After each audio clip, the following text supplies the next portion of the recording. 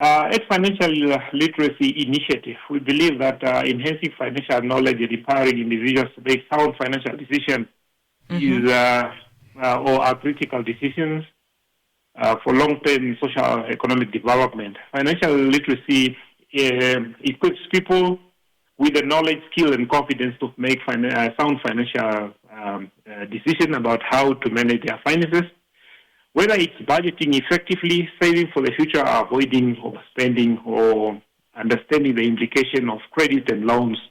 Therefore, by promoting financial literacy education, we aim to reduce financial vulnerability, encourage a culture of saving, support informed decision borrowing, and empower consumers, and as well as really promote financial inclusion for the marginalized or underserved communities. I think that for us, we feel it's really the importance of why it is necessary to really pass on to make sound financial decisions. Thank you. Now, financial hardships can sometimes creep unnoticed when a person usually realizes that they are already in financial challenges. What practical steps should one take once they do realize that they are implicated? Yeah, exactly like you're putting it, financial challenges often reveal themselves through patterns such as when one gets to realize you're struggling to pay your monthly bills, or to meet your monthly financial needs, or sometimes you see yourself finding yourself relying on getting loans in order for you to meet your basic needs, or even sometimes skipping payments or going around asking family members or friends to borrow you some funds. Therefore, at Financial Literacy, we encourage individuals to recognize these signs early and take the necessary steps to avoid further stressing themselves financially. So, therefore, we advise, although it's not the only way to do it, but we say one must then assess your financial situation, list all income, expenses, and debts, and then just to have a feel or have an understanding, and then after that you create a realistic budget that focuses on the needs and the needs over the wants. Therefore, it assists you into tracking your expenditures. We also say that one must prioritize debt repayment in cases of debt. In fact, many times when you are struggling financially, you are also indebted, and then how do you then go about it? You communicate with lenders to renegotiate the terms. Like you have some other financial institutions that will actually request if you have various loans where they can actually do debt consolidation.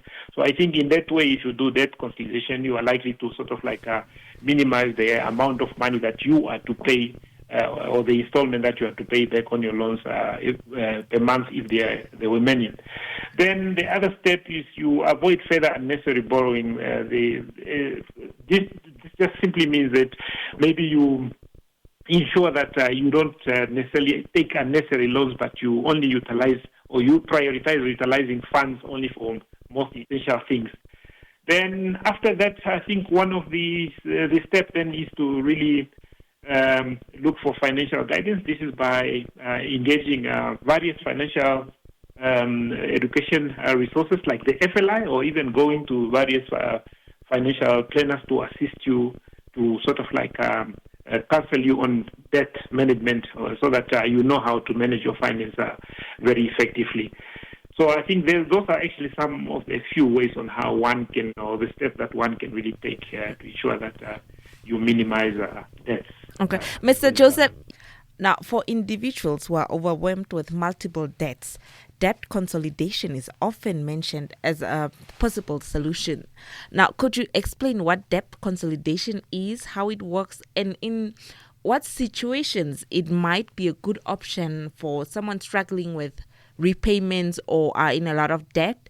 Also, are there any risks people should be aware of before going down this route?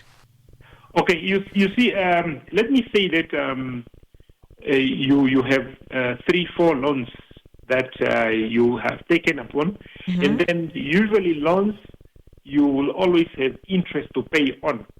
But there are institutions like banks, for instance. If you have 3-4 loans, then what they do is they bring your loan under one umbrella.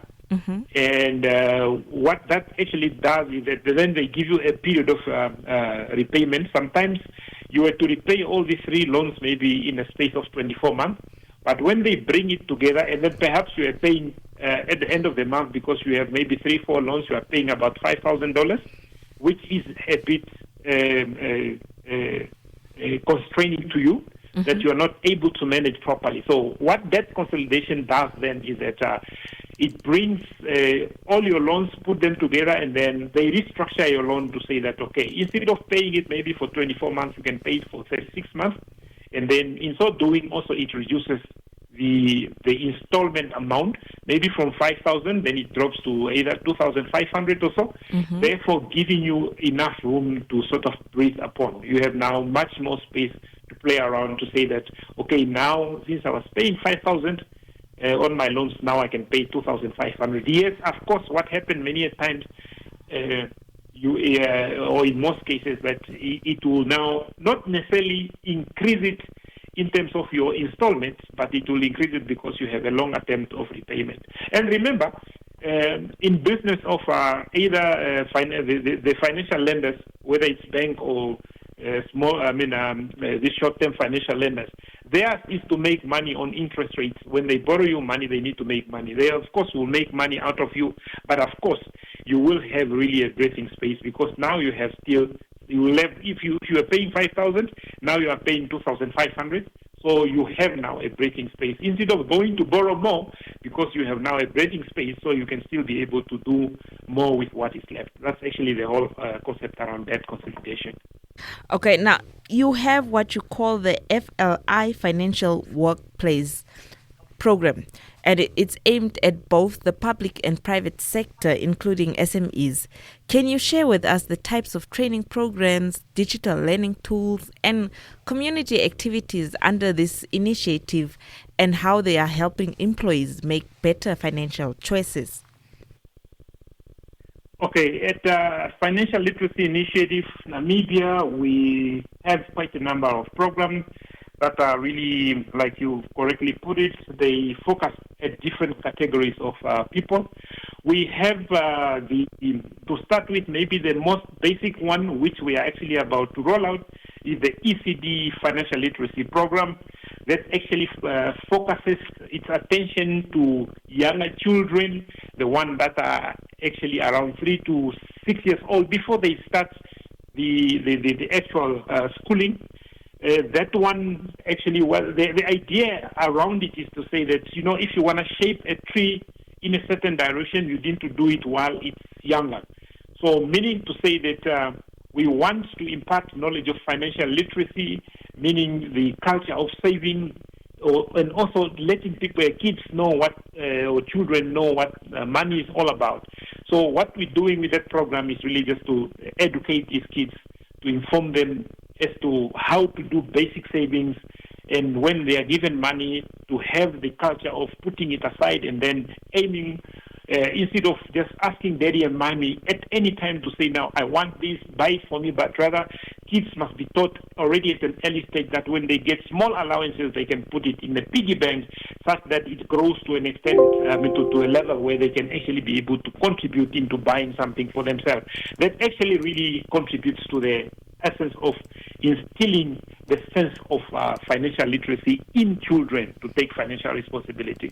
We also have the financial wellness program for employees. This is actually a program that we offer to all employees, being government, private sector employees. We go out there and then we have it's simply a personal financial management training. Usually it can spend from a day to 2 to 3 days, depending on the time available to those employees. We can squeeze it in. We can have it for half a day. We can have it for an hour. Just really, we can customize it based on their need. But it covers about 22 modules, really about household financial management, the aspect of borrowing, the aspect of taxation, It's really many modules that are there. There are, like I'm saying, there are around 22 modules that we can actually cover just for employees to position them and put them into a perspective of having an understanding as to what does it mean to have your own money and how can you manage your money effectively. Then we have another one that actually focuses on SMEs.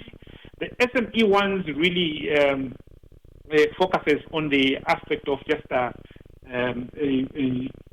A to Z of how to manage your business finances. When the income comes in, how do you record it? How do you record your expenditure? The expenditures of the business. How do you balance your books? That's actually what it really just focuses on, so that a person gets to know what it is all about that you're supposed to do with your business finances. It also extends to talking about regulatory requirement as a business. What are you required? For instance, the tax.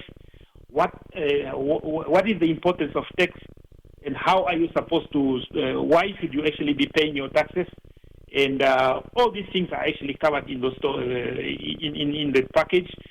Then apart from that, then in terms of we will also have the aspect of financial inclusion, where we focus this training on the underserved communities and the marginalized, where they are not necessarily having, some of them do not have bank accounts, but then again we want to educate them to have an understanding how can they still be part and parcel of the financial landscape by just letting them know what are some of the products in maybe the accounts that they can actually open when you are not employed. There are those zero charge accounts that the banks are having, but they are not using it many times, but those people are not aware of it. People can actually go to a bank and open such type of account where you are not even supposed to be charged interest rate per month. So these are the type of product and tool that we have amongst many. We also extend our program based on the request. If we are training, so for instance, business people, and then they request, maybe they need to know a little bit, to be smart in business and to be able to deal with clientele much better. You need sometimes to have in you the characteristic or the element of, or the knowledge of emotional intelligence. We also extend our trainings to incorporate some of these factors whenever we are requested. So it's quite a number of things that we do here at Financial Literacy Initiative, and also we customize it based on the needs of the clientele.